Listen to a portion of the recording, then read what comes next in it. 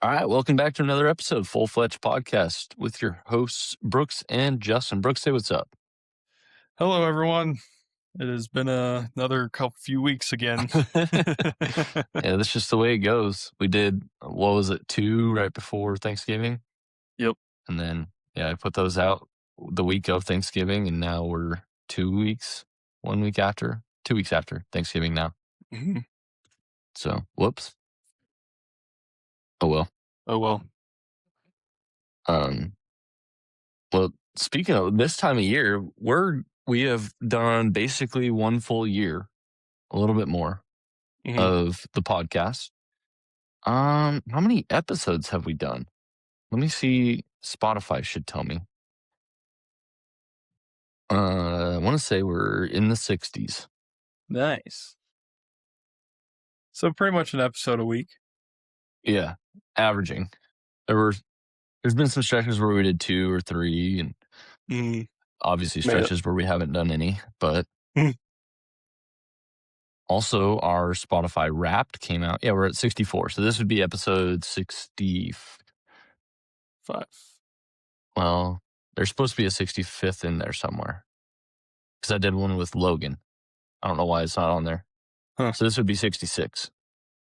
Yeah, we started, our first episode launched on October 20th, 2024. How about that? About a year and almost 2 months. Yeah. Hell yeah. But anyways, Spotify Wrapped came out. Wrapped for Creators. It said we won some awards. Hey, that's us. Look, I shaved. Look at those babies. Those baby faces. We both shaved. I just realized that. Well, you still have a good beard. I shaved. Yeah. I rock a beard almost all year, except for summertime. Summertime, I gotta go stash. It's just too hot with a beard. Yeah, well, you live in Nashville, so yeah. Yeah. Smash. And I like having it for hunting season. I don't know. Some people say it helps with covering your face and like your neck, the white, the glare. I don't know. Some people Makes say sense. it doesn't matter. I don't know. I'll play along and say it matters and you need a beard. And that way I can justify growing one every year. A beard is great. Big fan. So yeah, and it doesn't get too out of control. I grow it out. I try to grow it out through duck season and duck season with a big beard and then trim it down. But yeah. I like it. But anyways, yeah, Spotify Wrapped came out and so we earned some rewards. We were the number 1 podcast for 4 people, like the most listened. Those 4 people, we were the podcast they listened to the most. So thanks, Mom and Dad. Right? But my parents listen on YouTube. So unless it's counting that, but I think it's just Spotify. So there's 4 of you out there. 4 of you that guys. we are very appreciative of. Comment below so we know who you are. Right? And nobody ever comments. They're shadow listeners. That's okay. As long as you listen. That's all that matters. We got 18 followers. So that's pretty cool. There we go. Okay. 18 follows. How about that? Yeah. That's just on Spotify. So, or I guess, I don't know. It's just whatever Spotify's showing me. But anywho. Yeah, it's pretty cool. We've got some people that like us, but they just don't tell us or show us. That's okay. Hopefully a year from now, we have, 36 followers. Let's double it. Double it. Because I think last year we had like 4, and one of those is me. I know that for sure. One of them's me too. So 16. Well, no, it was still 18. still 18, still says it, so. Oh, man. Yeah, so anyways, I guess back to what I was, thinking. Thanks for listening for the last year and 2 months and for listening all of 2025. We might still have another episode or 2 left in the tank for 2025, but if we don't, appreciate you guys listening this year. It's been a pretty good year. Absolutely. That has been a good year. We So appreciate everyone. yeah, I don't know. Let's think back. So for the listeners, we don't have a plan coming into this episode. We are just totally winging it, and I am I putting just had myself. an idea pop up, but we'll get to it. Okay. Well, no. What was your idea? I was gonna say we could just like give like a this year in review of just like, oh yeah, these are the things we've done and things we've talked about. We could do that. I was thinking maybe we save it for another episode, but maybe like what is our favorite product that came out this year? Oh, okay. I, It could be I'm sure our little year in review is not gonna take that long. probably not. So I mean, we can do it. you have a We can do both. couple of bodies down. I don't, Yeah. But but just that's like okay. even from January, I think all the way back from January, we talked. I had a pretty good end of duck season of the 24-25 duck season. Mm-hmm. 25-26 season is just starting for me this week. It's been open for a full week now here in Tennessee. But I'm going on my first hunt 2 days from now, Saturday. Nice. Um, so looking forward to that. But anyways, had a good end to my duck season last year and a bad turkey season again on public land. Um, yeah. And then I did a couple 3D shoots that were not very good, or at least maybe only one this year. I think I only did one, Mm-hmm. and it was not good. And then, um, yeah, got hooked up with Sirius Outdoor Group, Really and cool. doing the Sirius arrows. And so, yeah, shot 2 deer with those this year. Hey, Brooks is on the Sirius train. Um, yeah, shot 2 deer with my Sirius Gemini 200 spine, Nice. 700 grains, a little over 700 grains, with my Ranch Fairies, my Tough Head Ranch Fairy 200s, single bevel. Nice. Yeah. Obviously, if you're listening to this episode and you haven't listened in the past, we went over those stories. But yeah, now that's pretty much it for me for this year. I mean, Mm-hmm. hunting wise, I don't know, we talked a lot about products and things like that. I don't know, on your side of things, what were some highlights for you this year? Oh well. Let's see here. Some highlights. Oh man, let's go all the way back to shoot. What was January, February? What did I do? Oh You started man. doing some expos with Yep. Caribou Gear. Yeah. So I did in March. No, that was April. April, I did. Hold on. You I'm did gonna. Sportsman's Expo. Yeah, I did the Sportsman's Expo. Here, hold on. I'm gonna go months. I'm gonna go back to my photos so I can remember. That's the only visually. That's the only way I'm gonna remember. Visual Oh yeah, learner, Brooks Benson. I went. Oh yeah, I went to Florida or yeah, Florida in January. See CJ and those guys. February, ice fishing. Me and my buddy Aaron, we caught a ton of Mhm. trout at Turquoise. That was cool. Yeah, I remember Um, that. that was a lot of fun. I just have a bunch of. March was just me just trying to get my bow dialed in. Nothing too crazy. Just did a lot of practice, which was good. Um, April, yeah. So April is when I did my Hunt Expo with Caribou Gear, Yep. and that was 3 days: Friday, Saturday, Sunday. Really busy. Not as good as the first year that I did it with them. That was the Mhm. first.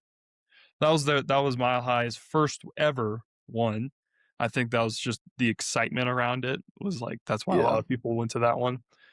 Um, but they are changing locations for this next one, and it's going to be in March too, instead of April. Mm. They're going to the National Western Complex here in Denver, which is supposed to be bigger and a lot more vendors, and I'm assuming it's probably a little bit cheaper than the Gaylord too. So Yeah. it's Pretty good gonna chance of that. kind of suck to we have to go downtown Denver. It's not downtown Denver, but it's still Denver. You gotta go Like through downtown to get there. right, Right. Like the Gaylord was nice because you could take 470 and just completely skip all that traffic. Yeah, get around it. So is what it is. Then May. What did I do in May? Oh, I went fishing again. Caught some other fish. Went to Western Hunt Fest. Competed in a 3D event for the first time. That was fun. Like, what did I shoot? I think I might have took a picture of it. Maybe not. I thought I did. Oh, here it is. 158. Shot a 158. Not bad. Mm-hmm. That's the best score I've gotten since too. Like the other two Western Hunt Fest I did, I didn't. I shot worse. Mm-hmm. Um, and then what else did I do? Let's see. Yep, June, another Western Hunt Fest down in Raton. That was fun, good times. July, another Western Hunt Fest. Where was that? Was it Western? The Springs, wasn't it? One of them? Springs was the first one. Where was this at? Oh, we didn't go to the Western Hunt Fest. We went to TAC in Durango. Oh, and June was Yeah. also TAC South Dakota too. Whoops, Yep. forgot about that. Was with Caribou. All this was Western Hunt Fest. I was able to bring the Caribou gear stuff down, but I was still able to compete. TAC, I was not able to compete, which is good. So yeah, June, July was TAC as well. I think I think there was one more Western Hunt Fest. I was trying to think where oh, Bailey. That was the end of July. Mm-hmm. Yep. That was a fun one. I really enjoyed that one. Hot, really hot. There's a where Bailey is at American Bowman. It's in this like valley in a sense, and it's just even if it's 70 degrees, it feels like you're cooking. Yeah. It's just you're closer to the sun. It is what it is. Um, what else? Okay, let me think here. Um, August outdoorsman days. That was fun. Um, September was obviously hunting. Got nothing. Got a really nice encounter, but got nothing. It was your first like true year of archery hunting for you, Yeah, it really was because that was basically. basically. I mean, last year was like my first true, but we didn't really have many encounters. Yeah. So, And it, you went on your first hunt like by yourself. yep, went on the first one by myself. Learned a lot. Learned to finally elk call. And learned to bugle. Learned to cow call, which was good. And still working. Got to work on it. I haven't worked on them since. I got to start doing that for Western Hunt Fest for the elk calling contest. Yeah, buddy. I'm trying to think. Okay, then October. Yeah, September. Well, got married in September too. Duh. Yeah, Or can't forget that can't one. That's the can't most forget that important one. one. Um, and then October went first and second season rifle. Just mostly took video and pictures. That was it. Yeah. And then yeah, this November. Uh, I didn't really do much November. Oh, I went down to Oklahoma, but that was just for fun. And then For Thanksgiving funsies. and huh? For funsies. Yeah, it's my there. Alumni. So alumni weekend. It's kind of funny. I never graduated from SWASU, but they still call me an alum with the baseball program, which is fine. Like that's all I care Yeah, it about. counts. It counts. So, and it was just a baseball alumni weekend anyway. Um, so yeah, did that, and yeah, then this last weekend went and sat on some private land to try to shoot a deer. Saw nothing. So, yeah, At least you got that. to go hunting again. I'm gonna try to go this weekend. It's supposed to be really nice this weekend. That'll be nice. It's supposed to be like the 60s, 50s, and Dang. 60s. I know, really weird for Colorado. So I'm gonna go again this weekend. Nice. See if I can't, or if I can get something. Can't. Um. So yeah, Sweet. that's my Good year year in in review there. review. Hmm? Well done. Well done. Yeah, I did not go month by month because I don't take that many pictures. Most of my pictures are me in mud holes at the golf course. So, Not for long. Not for long. Breaking news. Breaking news. I will not be at the golf course for very long. Wait, does your work know this? Not yet. Either way, you're already gone, so whatever. There is one guy at work that listens. He allegedly listens to this. So if you're listening, you probably already know by now. Yeah. See, there you go. Well, all right. So what are we looking forward to in 2026? More of the same as far as like hunting and fishing goes. Um, just see how much I can repeat. Hmm. Yeah, repeatability, consistency. I would like to get a turkey. Um, I would Hmm. like to do some more fishing. I think, like, I don't know. I feel like we spent a lot of time just like kind of hanging out and fishing. I would like to, and now that we got the paddle boards, we got those like kind of later on into the fishing season, and we didn't really use them as much as I would have liked to in the summer. Hmm. Now that we've got them, I think we can like get ourselves out there more and Hmm. fish. So looking forward to that. We are looking at moving, so we'll see how much that plays a part in if we fish more or less. But yeah, Back to Colorado. um, no, no, no, no, no. We enjoy the Nashville area and we like our jobs, or I will like my new job, and she likes her job. So Hmm. we'll be here for a while, but we're just going to find a different area that suits us a little better. And we're trying to buy instead of continuing to rent. So that's where that stands. That's important. Yeah. So, but yeah, I guess 2026 wise, I would like we have a pretty good plan for the rest of duck season. We've got like 80 plus decoys, Hmm. which is like a pretty decent amount. I would say more than the average group of guys has. So, typically I would say most guys are going out with maybe like 3 or 4 dozen. And I think whatever 80 some decoys is, that's close to like 6 dozen, 7 Hmm. dozen. And then it's like 3 spinning wing mojo decoys. Um, which that's pretty average. That's nothing special. There's other Hmm. people that have a lot of people have a lot more when it comes to like the motion decoys. But anyways, point being, we have a pretty good plan for how we want to hunt all of that, Hmm. and we now have Bryant's boat that with a motor on it, and it's running good. And so we're going to be able to access some different spots and or access the spots that we've been accessing, but we can use the boat to help us bring in more gear, and be more efficient.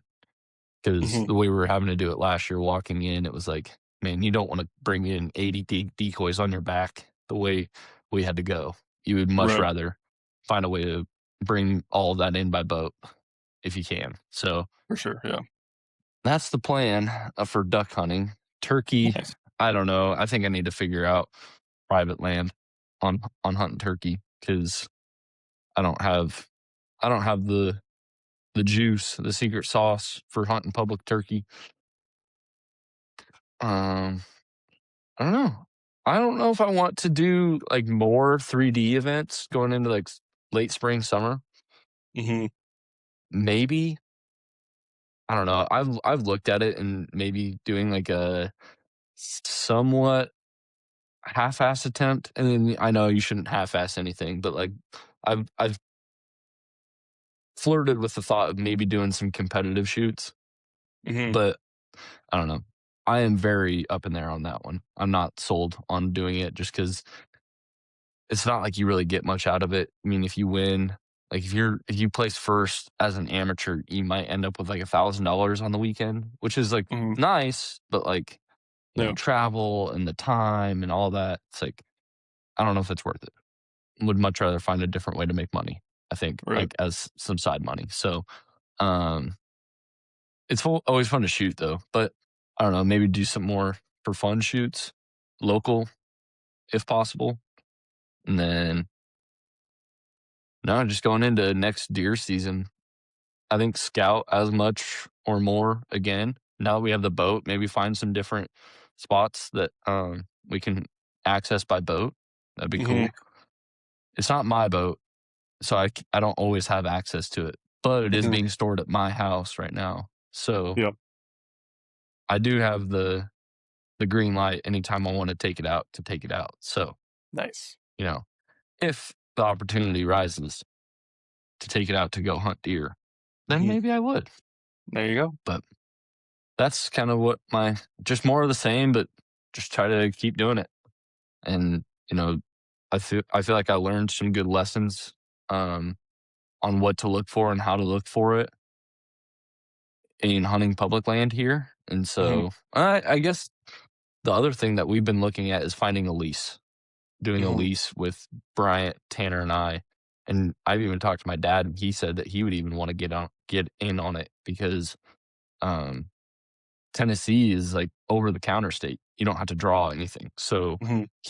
if he wanted to, you pay your non-resident fee at, at a higher rate than a resident, but you get all the same privileges as a resident, where it's, Mhm. in our region, it's the $2 per year and 3 does per day. Right. And then also on top of that, the state just passed the baiting law where you're allowed to bait now, Mm. um, we can get into that at a later date when they actually like set the regulations. And I think they kind of did, but it's like, I don't know. Once it comes out in the regulation handbook for next Mhm. year, I would love to talk about it because Right. it'll be interesting. But I don't know, just being able to do that on a lease and to kind of manage a property, I think that'd be fun to get into. I Mhm. know, I don't know, there's a lot of people they hunt for. They don't get in on a lease till they're in their 40s or late 30s or something like that. And you know, only being 29, it's like, man, I want to do this, I want to do that, I want to, but it's almost like having that feeling of like maybe I need to pay my dues in the hunting world to get to that next step and like just Yep. keep hunting public for a while. Maybe find some private by permission or whatever. But if there's an opportunity to find a lease at an affordable rate, may as well do it. Yeah, may as well. But I don't see why not. oh, that's kind of my game plan going into next year. What about you? Oh man, it's gonna be a lot of travel for sure for me with caribou. Yep, that'll be good. Um, that'll be a lot of fun. I'm looking forward to it. Um, but hunting wise, um, definitely would like to do turkey for sure this spring. Yeah. Just to get the bow some action. Need to get Hmm. an animal behind the sight or in front of the Yeah. sight, whatever the word is. Through the peep. Um, peep, yeah. um, so definitely do that for sure. Um, I got to figure that out. I have an area I would like to draw for elk in September. We'll see if I get it or not. It's close, and it only takes like you can put in with one preference point, um, which is nice.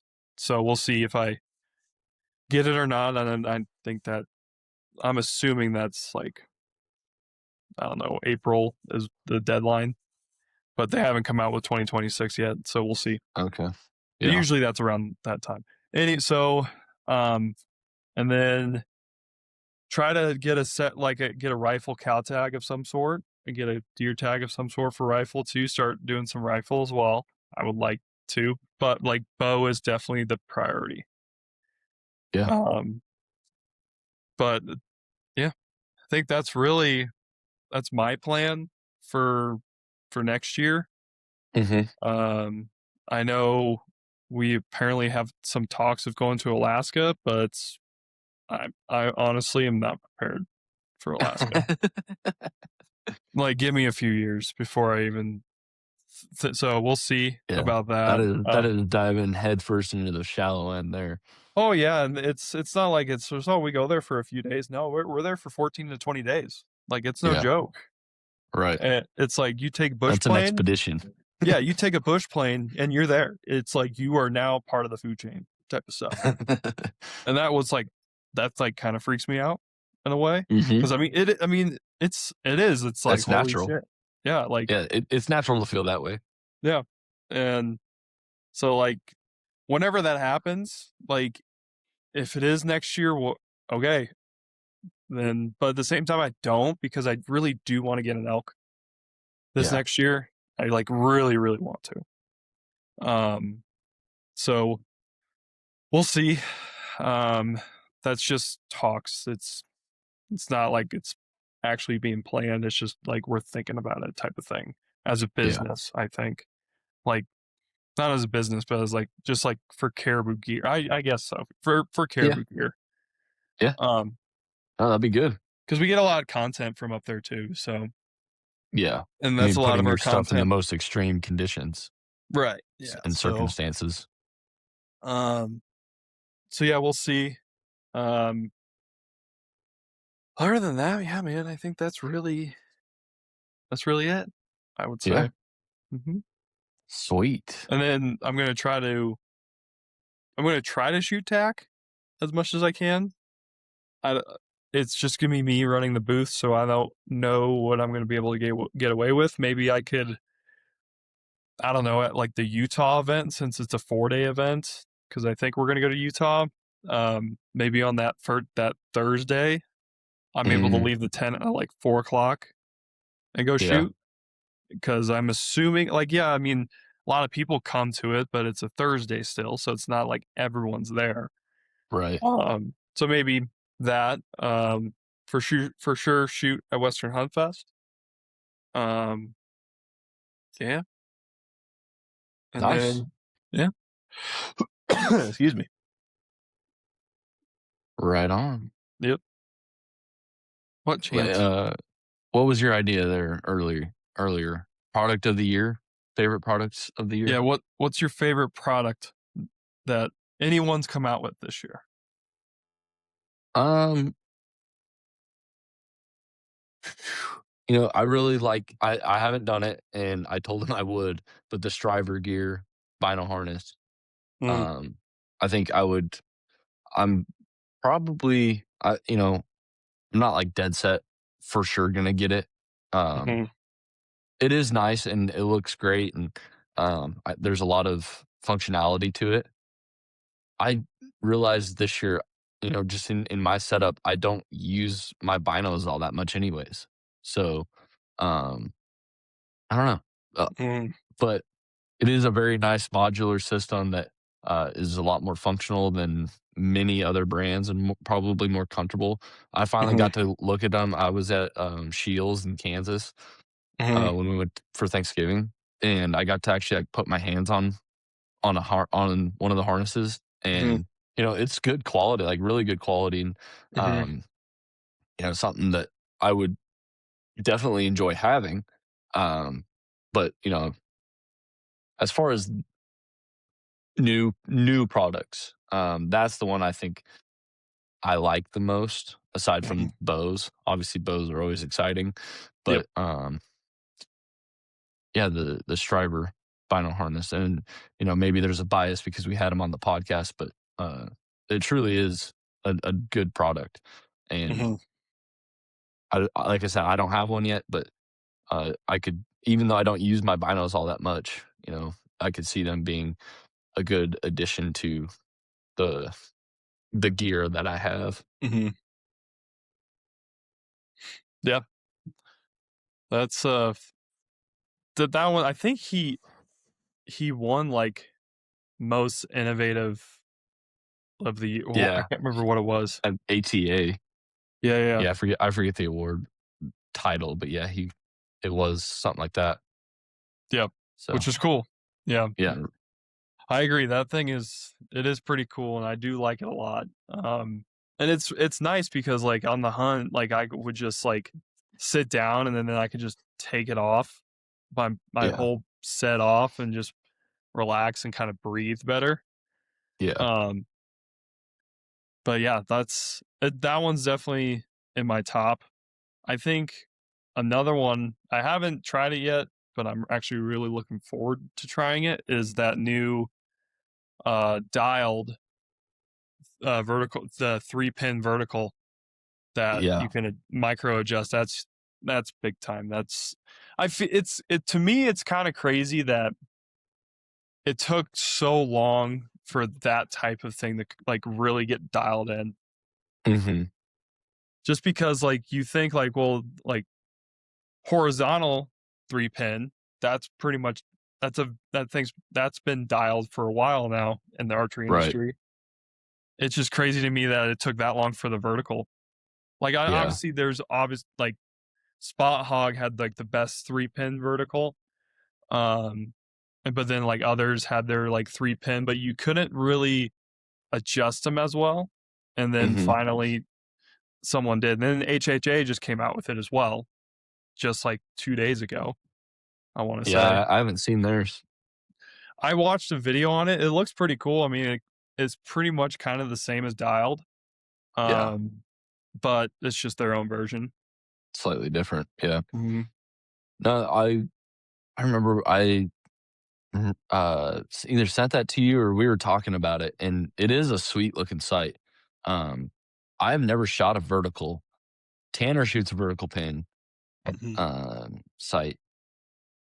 I've never tried it. Like I've looked at it and it's like, oh, I mean, to each their own. But for me, it was like the vertical was always like a 1-pin, and Mm-hmm.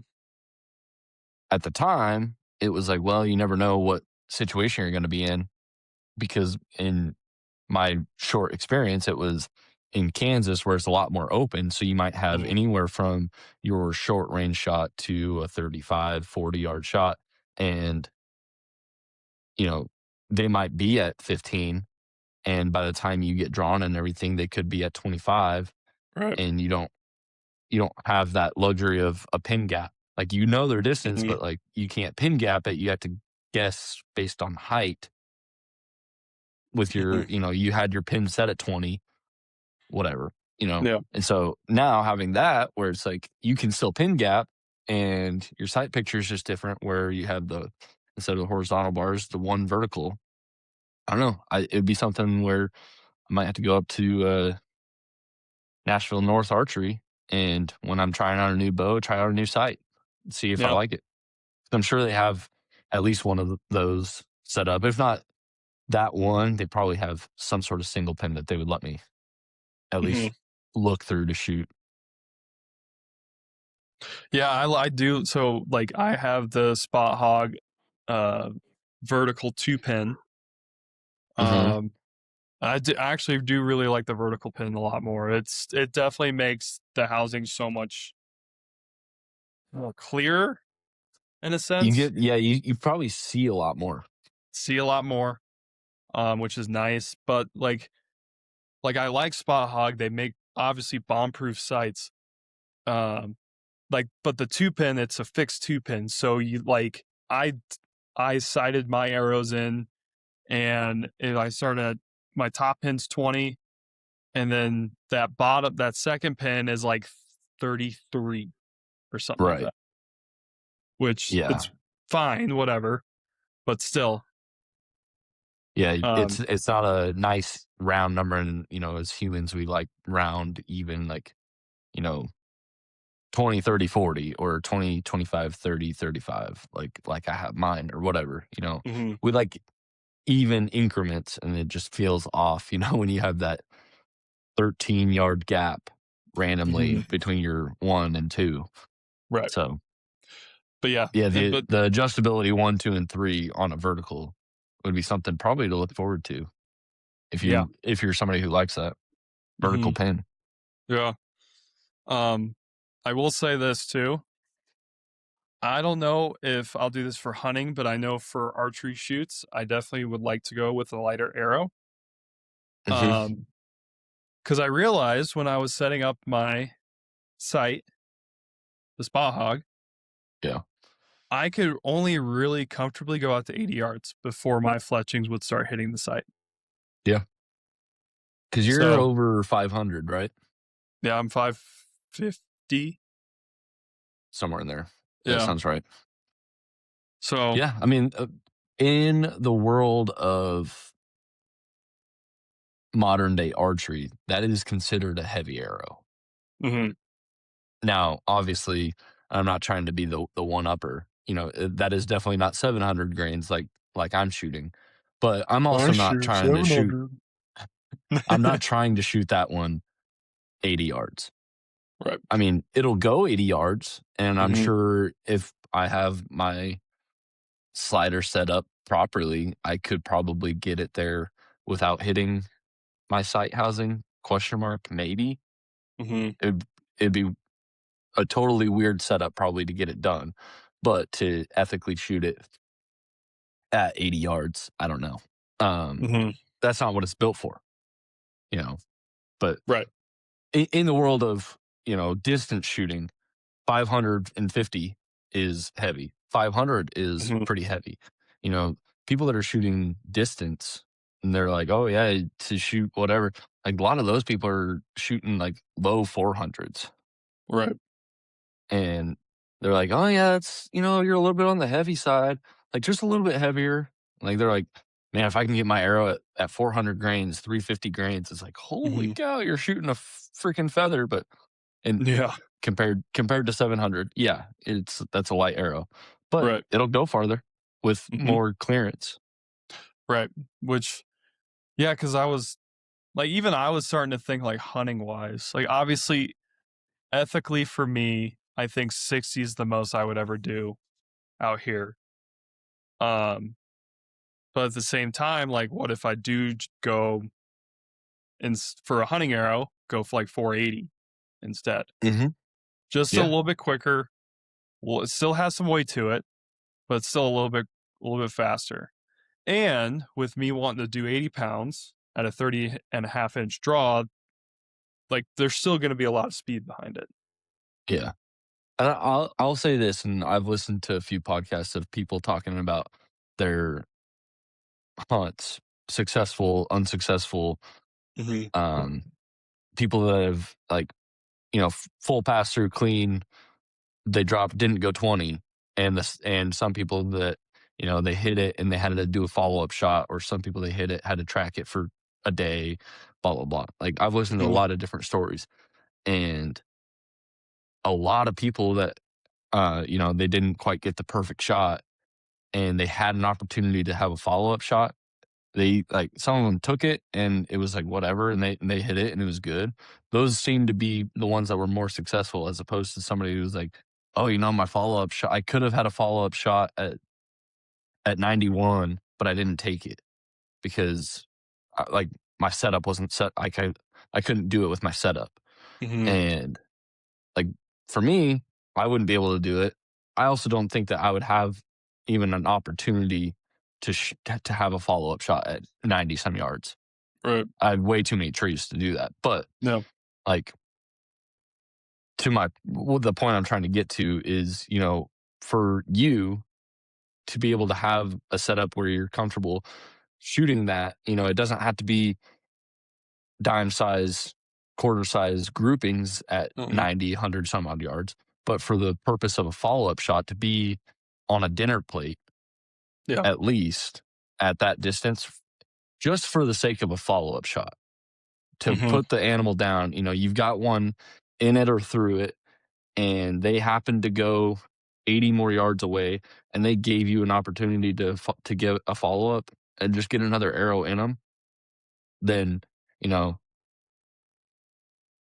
having your arrow built to match your setup to be able to make that shot, Mm-hmm. I'm all for. Right. Yeah. Now, a lot of people would say, "Oh, well, you could do that with a 550," but it's a confidence thing. Yeah. It's a confidence thing too because they're both capable. It's not like dropping 60 grains, 50 grains, whatever is going to make your arrow from lethal to not lethal Mm-hmm. when you're talking at that range, at those numbers. Right. Yeah. So got a lot of thinking to do. Yeah, Well, then, we've got some mapping out to do. yep. Well, if I go 80 pounds, I'm probably gonna have to go 200 spine, huh? Typically, you would have to. Yeah. But it is still possible to get your weight down into like the 400s. Mhm. Okay. You just put, it would all depend on what broadhead weight you want to use, Mhm. because then you would then determine how much um, weight in your insert you would use, Mhm. what type of insert, yada yada. Titanium versus aluminum versus stainless Right. steel. What's going to Mhm. be lighter? Like titanium's becoming the rage because it is sturdier and lighter than steel. So, if you're looking for something that is going to be, you know, 10 grains lighter in your Mhm. insert, maybe it's worth looking at a titanium insert. Right. And it's going to be a little bit as sturdy or more sturdy than the stainless steel. It's definitely going to be more sturdy than aluminum, where, Mhm.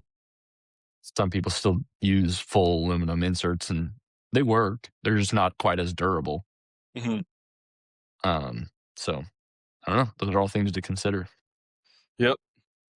You could just go full on light and just say, screw it. I want a full aluminum insert system and I'm going to go 100 grain broadhead.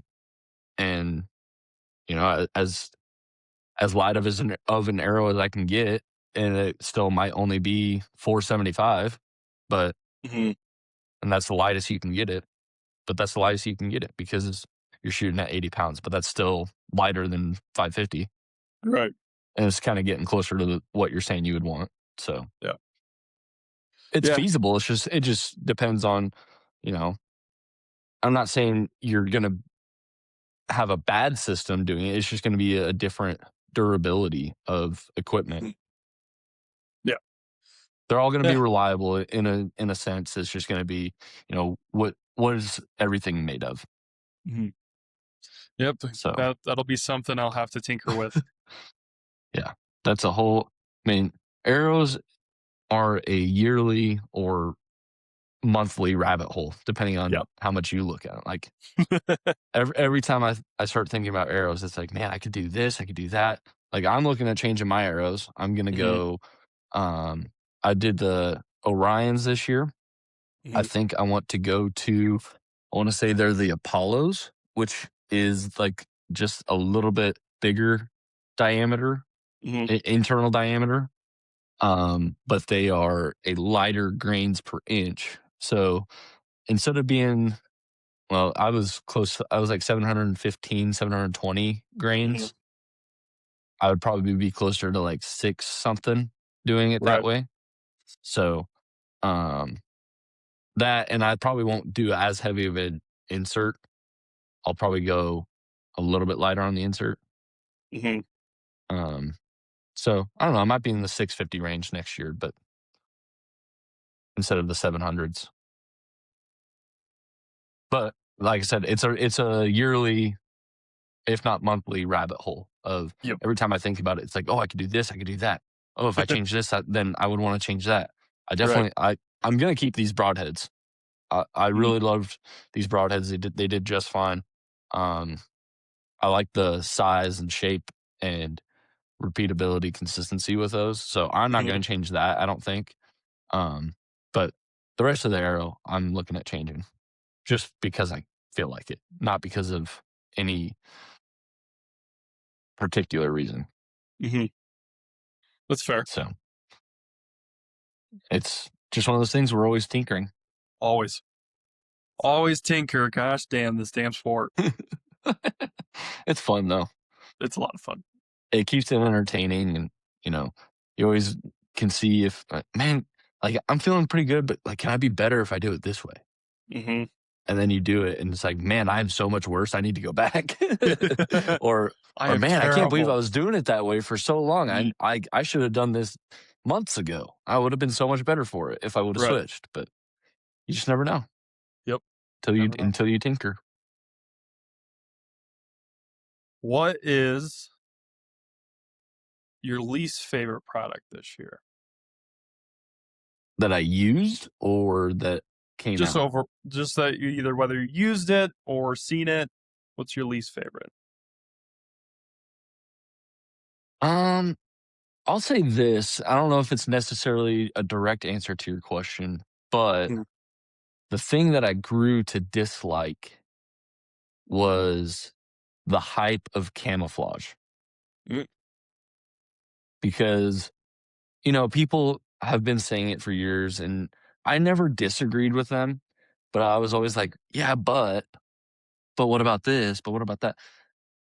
There are so many people out there that, they go out in a plaid jacket, mhm. hoodie, whatever, just a plain clothes shirt and jeans. And they do just as good, if not better, than the dude decked out in Sitka. Right. And, the dude in Sitka spent 20 times as much money on his camo Mhm. compared to the guy who, wore the jeans that he's had for 5 years. And, oh, he just happened to get a brand new flannel jacket this year Yeah. for $20. Mhm. So I went the route of I tried to buy a few more like solid color Mhm. clothing items for hunting, and then I feel good about like you can wear camo in public, but it's like you just look kind of douchey, if you're White wearing your trash. you look douchey if you're wearing your super nice Sitka hoodie in public out shopping, like grocery shopping. Like, Yeah. okay, okay, tool bag, like you couldn't have worn anything else, We but get it. You're wearing your most expensive clothing. right. Um, but you can go and get something solid that you can wear hunting Mhm. or just out in public, and it's not like it doesn't seem as strange Mhm. and still be maybe a little bit higher quality than just the flannel jacket or whatever. So that Mhm. was the switch I made this year, and we had talked about that before, but you know, I had just as many encounters, if not more better encounters, not worrying about my camo pattern and how well I was Mhm. covered in camo versus being aware of the wind and playing the wind in my setup and scouting my spot and actually hunting Mhm. as opposed to being worried about, hey, what is my camo? Right. Because it not a single time did I encounter a deer where it was like, if I got busted by a doe or whatever, not a single time did it depend on whether or not I had the right camo on or not. Mhm. So that's where I grew a dislike for the hype of camouflage. And I'm going to, as I start saving more money and stuff like that, uh, my pants were still camo. I'm Mhm. gonna try to go away from that. Just I don't know. It doesn't matter. My pants are fine, but Yeah. just to have a second pair that's not camo. I like it. I So like it. I agree with you. And I know there's gonna be people out there who are like, "Oh, well, I wore this camo," and they had no idea I was even there. I'm like, I'm sure they right, knew you were there, right, but I mean, I've seen those videos where guys are like literally right there, and the elk are just 5 feet yeah, in front of them, and you're like, "Oh, that's pretty cool." yeah, Um, I agree with that. I got some solids this year as well, which was nice, and I do enjoy them. And like you said, it's can wear them anywhere. No yeah. one knows. It's They're great. your nicest clothes. Like they're probably your warmest. Mhm. Like it's lightweight, but it's also your one of your warmest things. And so Yep. it's like, man, this is such a nice shirt, such a nice jacket. And Yeah. like I'm so comfortable right now. Mhm. Really, So for it's a real. good investment. Yep. So what product that came out this year do you not like? Or did you not like? Um, this is gonna surprise you. Okay. The um, uh, the stand clicker. Oh, not a fan. Not a fan of the wrist strap. I thought I would be, and I honestly have been using it, and I've been trying to like it, Yeah. and I don't know, man. I just can't. I just I'm not getting comfortable with it. Like I see the use and I see why people love it, and I'm not taking anything away from that. Right. just me personally, I just could not get used to it. And it Yeah. wasn't the click, it was just purely the wrist strap. Yeah. And for it's You just like that feel of a hinge thumb I really do. And handheld. I thought I would like going back to that to the wrist strap Yeah. because it would always be on me. I wouldn't have to worry about it. Then the more and more I kept shooting with it, the more I kept fighting my uh why am I blanking right now? Uh Anchor. Anchor. I kept fighting my anchor point all the time with it, and it just then I just went back to the thumber and everything was just fine. Yeah. Um Well, I that tells you probably exactly what you need to do is sell that mhm. clicker and buy a clicker hinge or thumb. I'm gonna get the stand thumb clicker. There you go. Frickin' dude, I'm gonna say this because it's actually my former boss called me the other day, and he was at Cabela's, and he goes, "Hey Brooks, what's up, man?" He goes, "I'm looking at releases right now. You have the thumb button, right?" And I was like, "Yeah." He goes, "Why the hell are they all so damn expensive? They're way more expensive than the freaking wrist strap." And I'm like, "I know. There's just a lot more components to it. That's probably why, and they can just upsell them freaking who knows what." Yeah. And because I've always thought the same thing is why the hell are thumb buttons way more expensive than a wrist strap?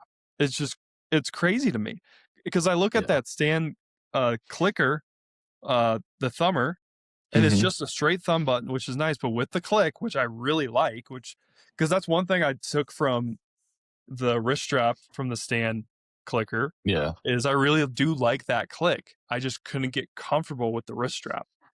Right. Um, it's $300 instead Yeah. of 110, 120 for Yeah. with Nearly triple the price.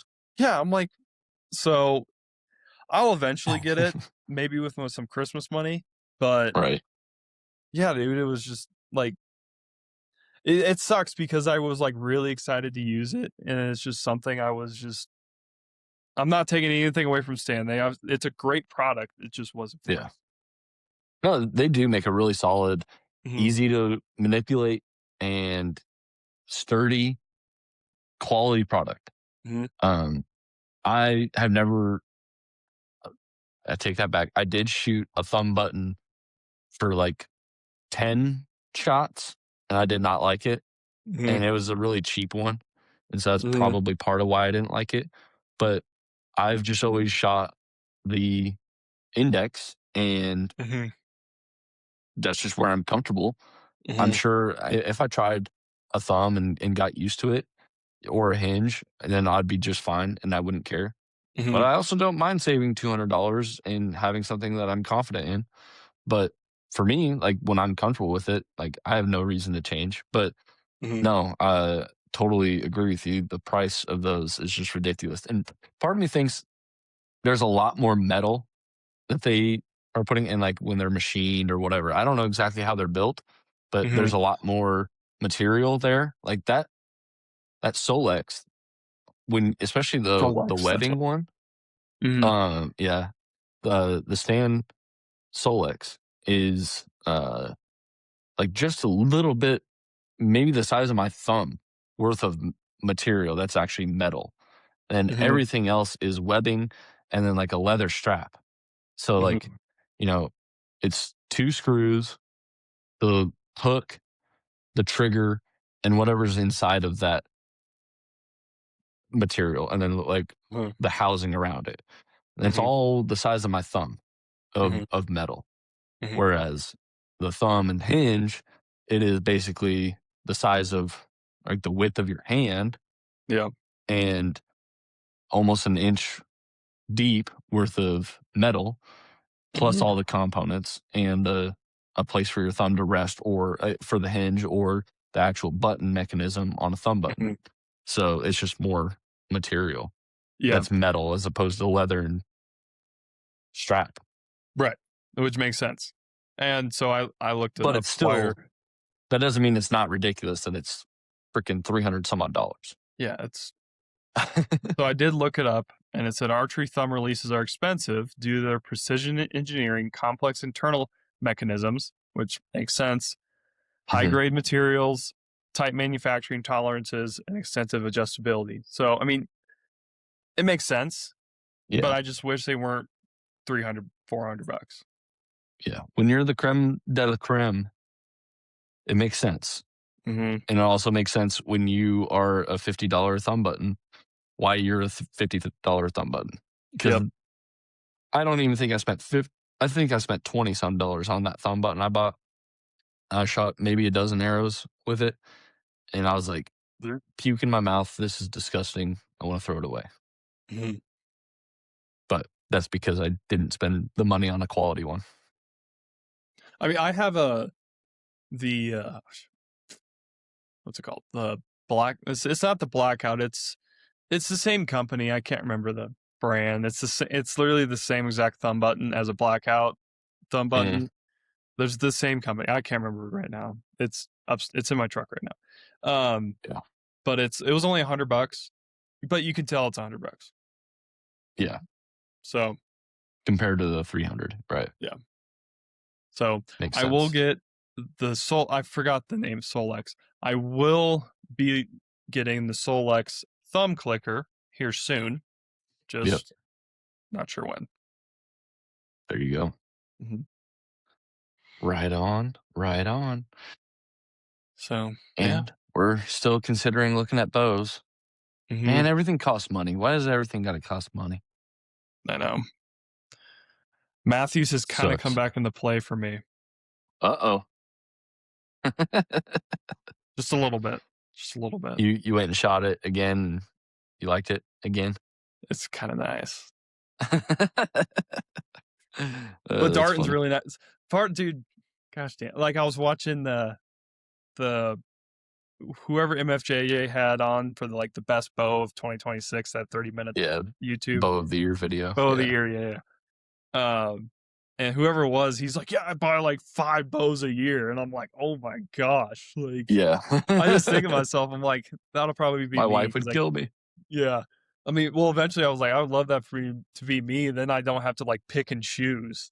Like, Yeah. what am I gonna go with this year? I'll just Right. pick up. I want a Hoyt and a Matthews and a Darton this year. I'll just get all 3. Why not? Type of Right. thing. Imagine. Dang. So yeah, that's smooth mod, man. Like I know people are like, oh, it's the old man mod, but at the same time, it's like Matthews has had that like kind of just aggressive draw cycle for a while that it's kind of nice that they brought that in. And you only lose like what, like 5 to 10 FPS. Like it's Yeah. really not that much.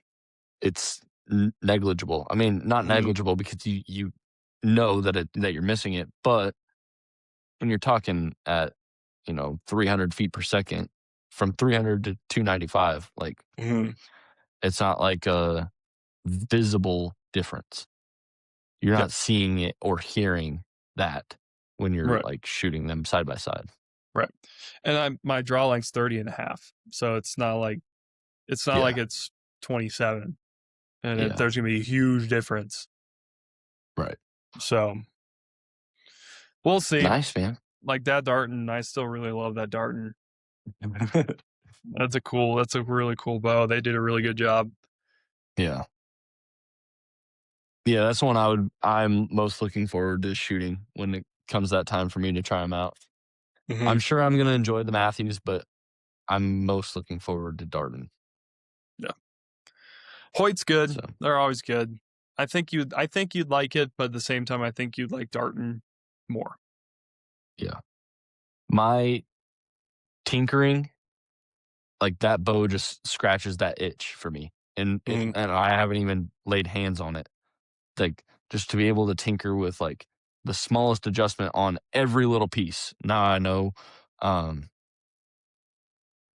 Matthews and Hoyt have their things that you can tinker with respectively, but to be able to tinker with every little thing and make every little thing right on my Mm-hmm. own, like I love that when I look at Darton. So that's what gets me the most excited about them Yeah. Which makes because I can sense. do it myself and I don't have to like Mm-hmm. spend a year learning how to work on a bow. I can just be like, Mm-hmm. oh, I turn this little knobby that way or that little knobby this way. And I'm Mm-hmm. better now. Okay.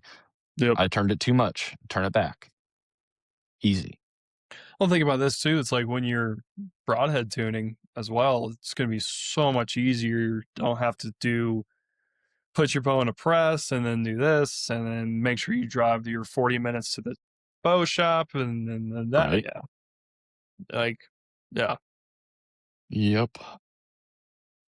So, Oh, I mean, I will say, like, if you are broadhead tuning, like, you're probably going to be fine if you go with Darton, Matthews, or Hoyt anyway, since they all have the limit adjustability yeah. anyways. So you'll probably get a perfect bullet hole either way. Yeah, for sure. But it is nice that Darton has that timing and the roller guard. Yep.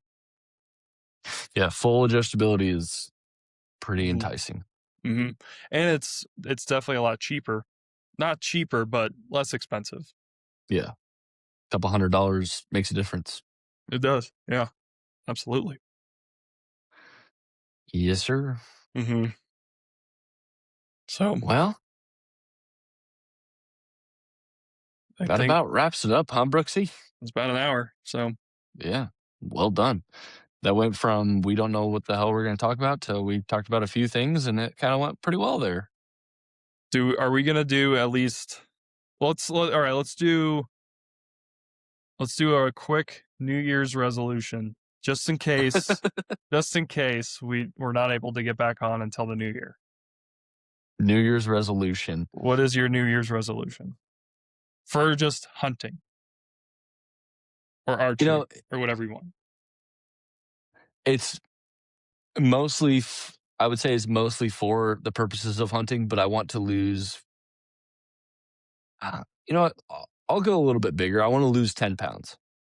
I was Nice. going to say 5 pounds, but like Mm-hmm. I can do that in like, if I really set my mind to it, I could do that in like a couple weeks. No, I like it. I want to like lose and keep off 10 pounds Mm-hmm. I like it. going into next deer season at least. It's a good goal. Maybe more. I'll be good with more, but Mm-hmm. like 10 is like, you know, get down there and then figure out how to maintain it. Mm-hmm. And then if I happen to drop below that and maintain that, then Mm-hmm. bonus, I like it. which means probably working out and things like that.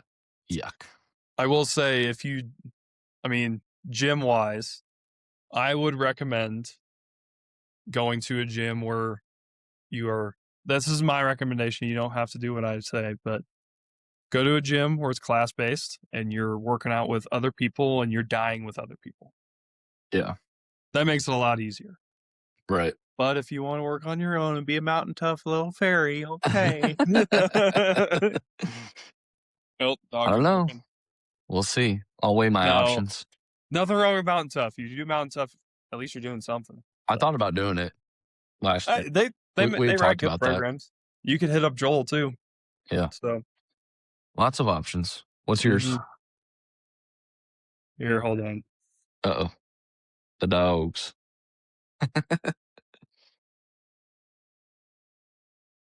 Sorry about. Did you? I don't. I had my. N- I'm muted my mic. yeah. And I did not hear you yell, dogs. I read your lips. Yeah. Uh, I feel like there's probably a lot of good gyms in Nashville. Yeah, there's probably too many gyms. Dude, it's kind of funny about like here in Denver. I don't know if you've noticed this when you're here, or if you notice this at all. I don't know. But you haven't lived here for a while, obviously. But Right. all the good gyms are either in like Centennial or North Denver. Yeah. We have like no gyms here in Parker. Like we have 24-hour fitness, we have Planet Fitness, we have Lifetime, but those are big box gyms I Hmm. have no interest in going to. Right. Like the gym I go to, I'm going to start going to is Rocky Mountain Strength. And they're like the guy who owns it, he's a big hunter. And so like all the workouts are based around hunting, which is why I'm going to go there. And it's class based, which I really, really enjoy. That I have to drive 25 minutes to. Yeah. In Parker, we just don't have any that type of gym. I know there's a Right. couple that are like, but they're more there's a couple like that, but they're more like strength trainers, like a fast type of place, or like a Landau performance where it's just like it's strictly you're coaching athletes and that's it. Yeah. So, which obviously out of that space, so I really don't want to go near that space again. Right. Not again, but you know what I mean. Yeah. No, I feel you. Yeah. What's your resolution?